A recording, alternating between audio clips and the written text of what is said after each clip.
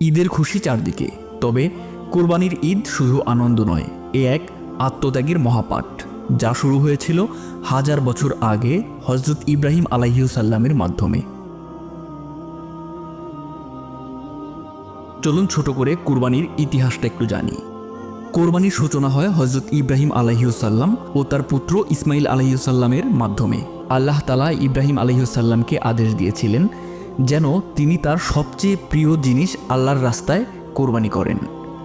ইব্রাহিম আলাইহিসসালাম তার প্রিয় পুত্র ইসমাইল আলাইহিসসালামকে কোরবান করতে প্রস্তুত হয়ে যান। আর এই আত্মত্যাগের নিয়ত ও পরীক্ষায় উত্তীর্ণ হবার পর আল্লাহ তাআলা জান্নাত থেকে একটি দুম্বা পাঠিয়ে দেন এবং তা কোরবানি করা হয়।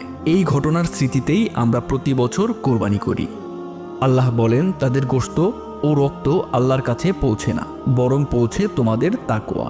এটা কেবল পশু জবাই নয়, এটা অন্তরের খাঁটি ইবাদত।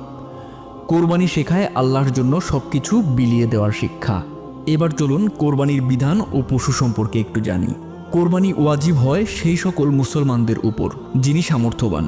গরু, ছাগল, উট যে কোনো হালাল পশু হতে পারে, তবে হতে হবে নির্দিষ্ট বয়সের এবং ত্রুটিমুক্ত। গরু ও উটে 7 জন পর্যন্ত শরীক হতে পারে, কিন্তু নিয়ত হতে হবে একটাই, আল্লাহর সন্তুষ্টি। কোরবানি আমাদের কি শেখায়? 1. আল্লাহর আদেশের প্রতি নিঃশর্ত আনুগত্য। 2.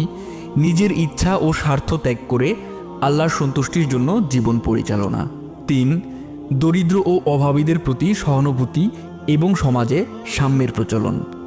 আসুন শুধু পশু জবাই নয়, নিজের ভেতরের অহংকার, হিংসা, গীবত এসবও কুরবান করি।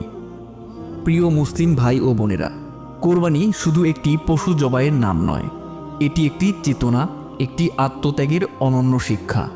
আসুন আমরা কোরবানির মর্ম বুঝে জীবনে আল্লাহর সন্তুষ্টিকে সর্বাগ্রে স্থান দেই।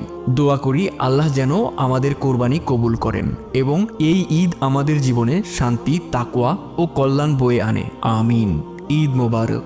সবাইকে জানাই পবিত্র ঈদুল আজহার শুভেচ্ছা।